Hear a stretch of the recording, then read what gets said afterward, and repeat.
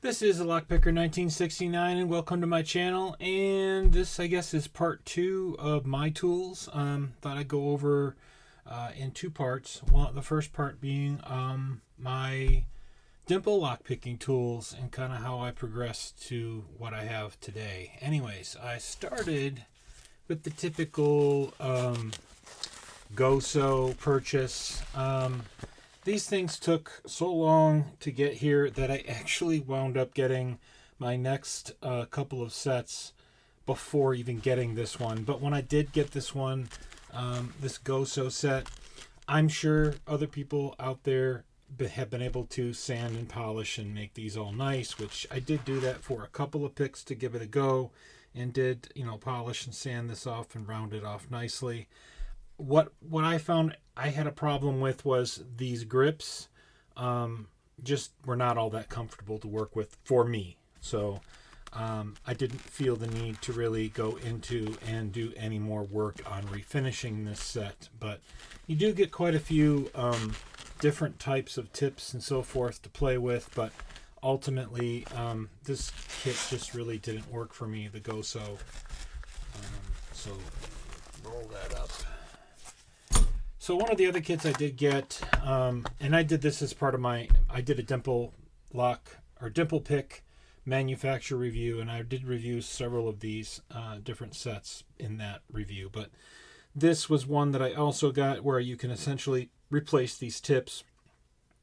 What I found difficult with using this set is, and they include several different kinds of tips and a couple of different wrenches, but this is tightened to keep the tip in place. And what I noticed was that unless you wanted to take a couple pairs of pliers and twist them in opposite directions to tighten this really, really well, this would eventually just come loose and the tip would come out. And if you're in a prolonged picking session, that just really doesn't work too well.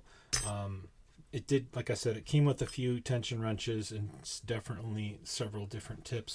This, I believe, is called a Dano set.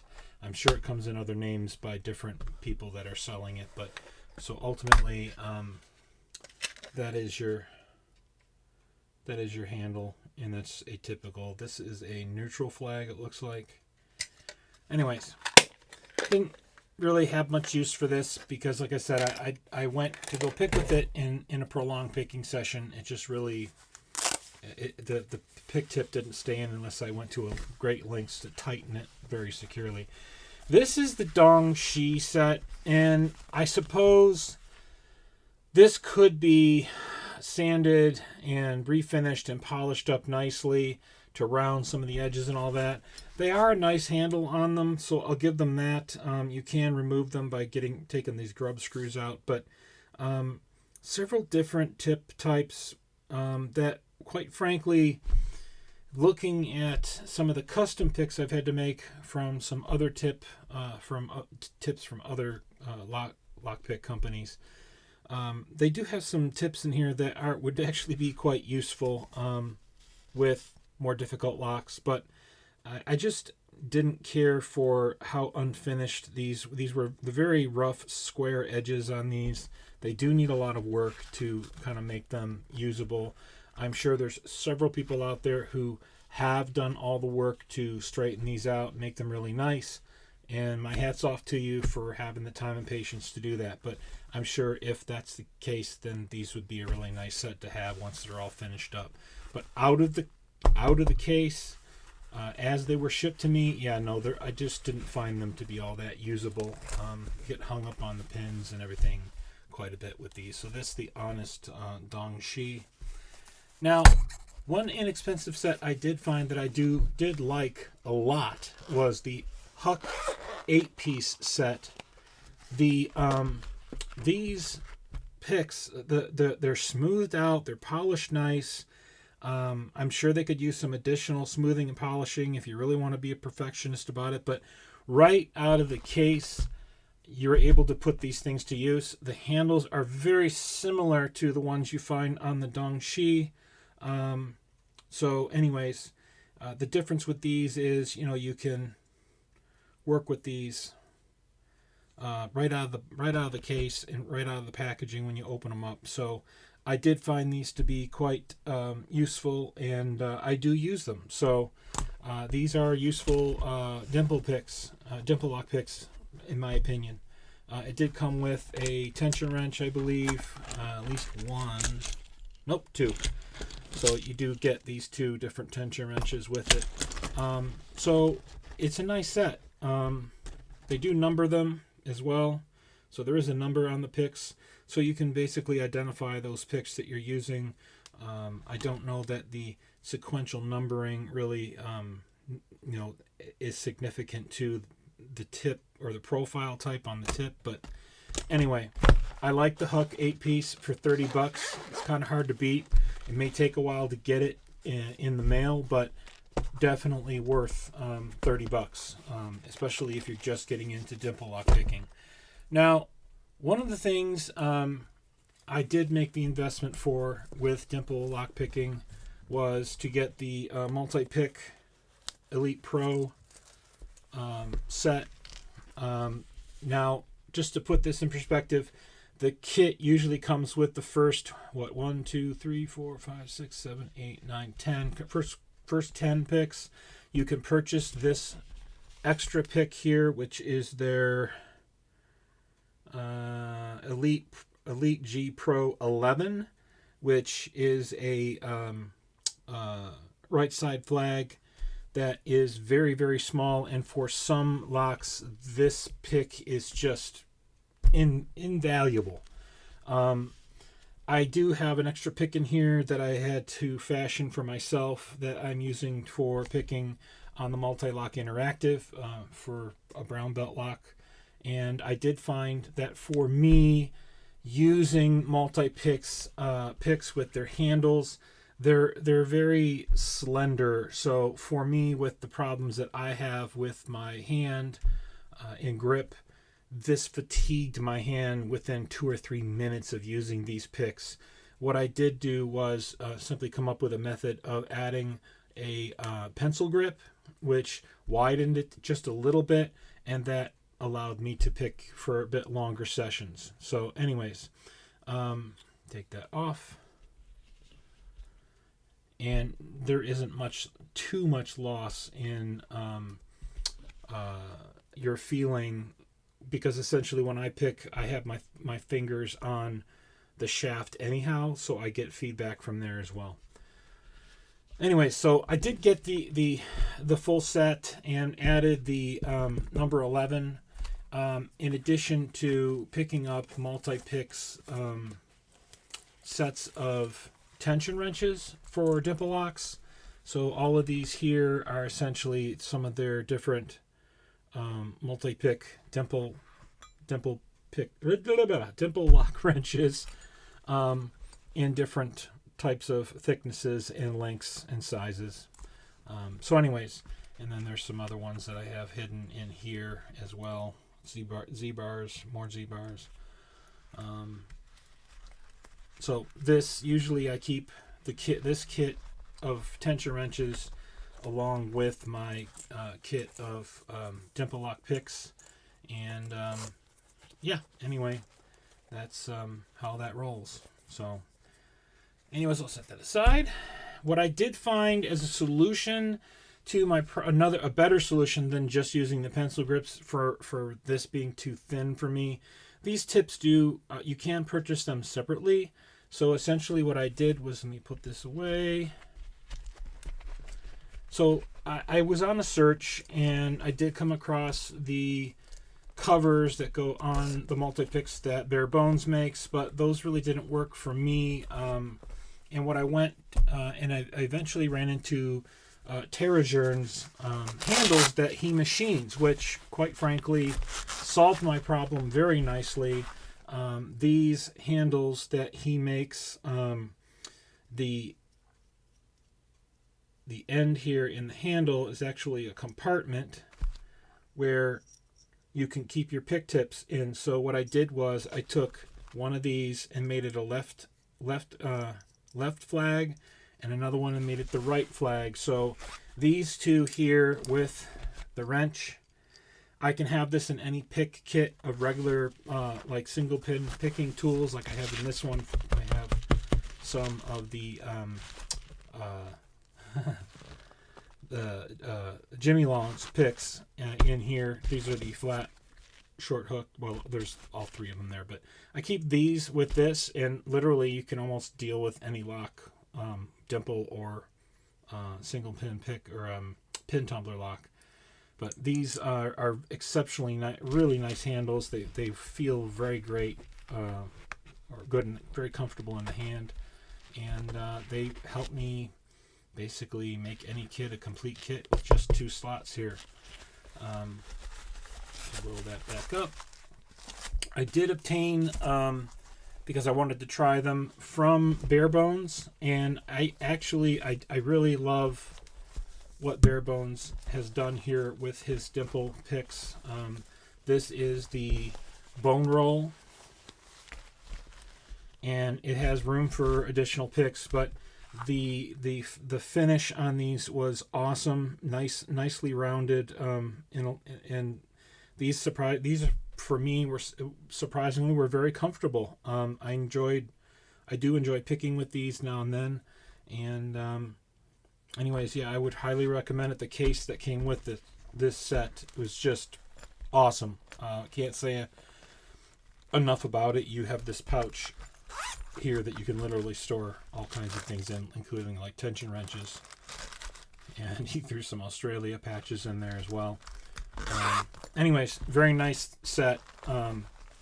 Hats off to Bare Bones for creating some amazing quality. At some point I picked up the Sparrow's Black Flag set. I have mixed feelings about this. These picks, essentially, to me, the rubber that is on here. So there's the metal that goes through the pick that makes up the pick in the shaft. This rubber is around that, and it's loose. I would have rather have seen them adhere this together so that there's no flex going on when you're using the picks. And also, my concern for these handles is over time, the oils on your skin will eventually eat away at this rubber, and then you won't have a handle anymore. But other than that, these were nicely polished, nicely rounded. They don't get snagged on pins in the locks, which is really nice. They did try to make them so that essentially this keyhole is supposed to line up with where your pick tip is, but what I found is because of this flex in the handle, this has to be checked before you expect this to be lined up with this, because very easily it gets turned like that and it's not on center anymore. So just pointing that out. This was a nice little idea and feature, but this only works if you secure this handle onto the metal and don't let it flex and turn. So anyways, there's 3, what are these, left side, and there are 4 more down here that are right side. I think, well, no, this is a right side, but there is a neutral in here. Not going to go searching for it right now, but anyways, there is a neutral. They do pick nice. I'm not gonna say they don't pick nice, but those flaws with the handles and these features that they've added for this keyhole to represent where your pick tip is, again, it's flawed because all I have to do is twist it like this, and that can happen simply by maneuvering the pick in your hand. You can wind up turning this, and this is no longer oriented to your pick tip. So if anything, what I would suggest to Sparrows is just adhere this whole handle onto the metal so it does not flex and turn. And this, to me, would get a much better rating. And also perhaps use a better metal that's a little less flexible for your actual pick itself. Anyway, that's the Black Flag. So Last but not least, these aren't picks, but they are tools for Dimple lock picking. This was a set of rakes I got, and I'll be honest with you, when I did my initial review of these, I did not have a good understanding of utilizing these. And now that I've had more time to spend with these are just cheap. They were like, I think it was like $10 for the whole set. They're actually not bad rakes for Dimple locks. I've been able to open some locks with these with a little bit of work and a little bit of working at it for a bit to understand it. Not bad for $10. When I did my first review on these, I didn't care for these, but changed my mind on those. This is another set from Honest. These are some Dimple rakes, and I do like them to some extent. Some of them, frankly, are quite useless, but there are a few of the profiles in here that work well with some Dimple locks that have wider keyways. Anyways, they're all numbered and everything to kind of keep them in some kind of order, but there are 8 of them in here, and they did give you a tension wrench. They actually give you 2, but there's only 1 that I left in here, but not a bad little set of rakes. Getting into these are by Huck, and it's just a number of different tension wrenches that are in different thicknesses, so as you can see. So you can find a wrench that suits whatever you're trying to do. But anyway, those are the Dimple lock tools. All right, let's get through a couple of the disc detainer tools, and hopefully do this pretty quick. But most people have seen these. These are the first ones I ever got to first dive into disc detainer locks, but ultimately didn't get me very far. The actual tip that came with this was rather clunky and broke off almost immediately when I started trying to pick with it. I did wind up taking tips that I had gotten from Sparrows as replacement tips for the Sparrows tool, put them in here to just try them out, and I had minimal success with these. This is the rear tensioning version. Never really got a chance to actually try working with this, nor could I figure out even how to get that to go into any locks I had. Anyways, did get the Sparrows disc detainer pick pretty quick and started using it. If I can get this to come out of here.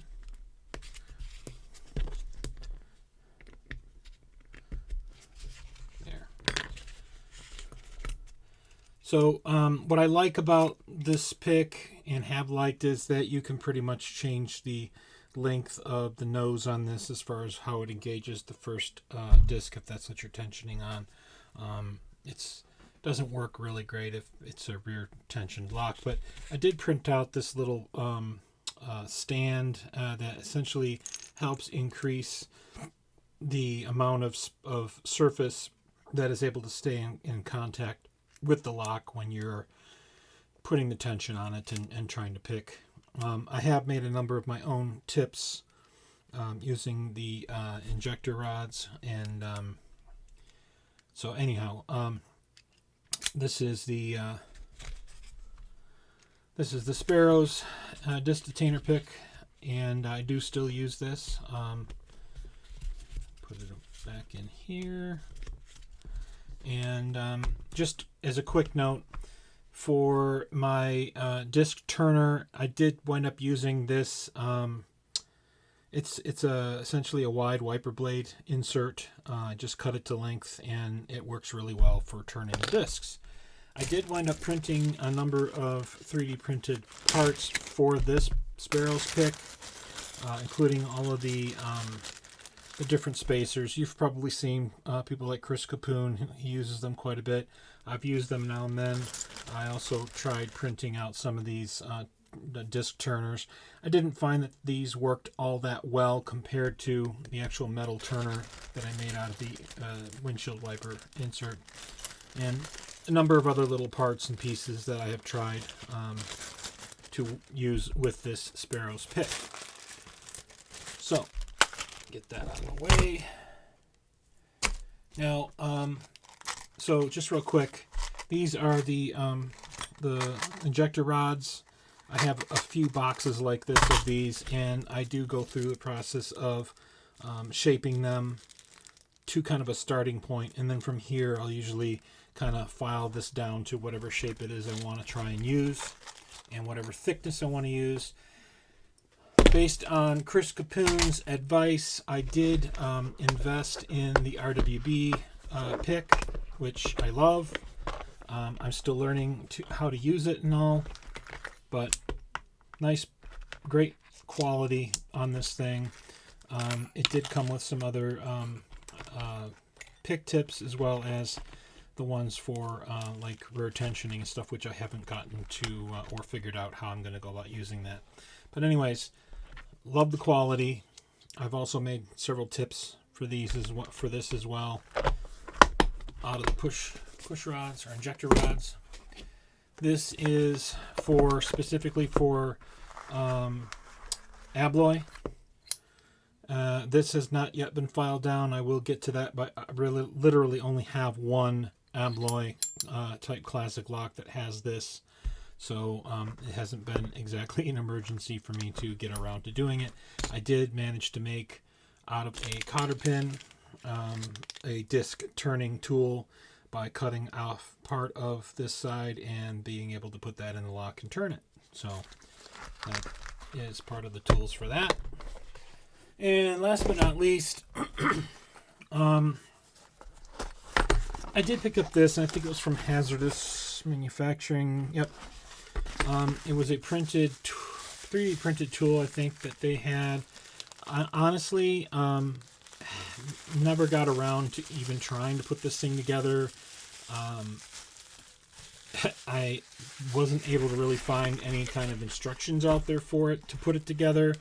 If anybody watching this knows of any videos or documentation that's out there, please link it in the comments and I'll be glad to check it out. But otherwise, that is it for the disc detainer tools. Thanks for watching.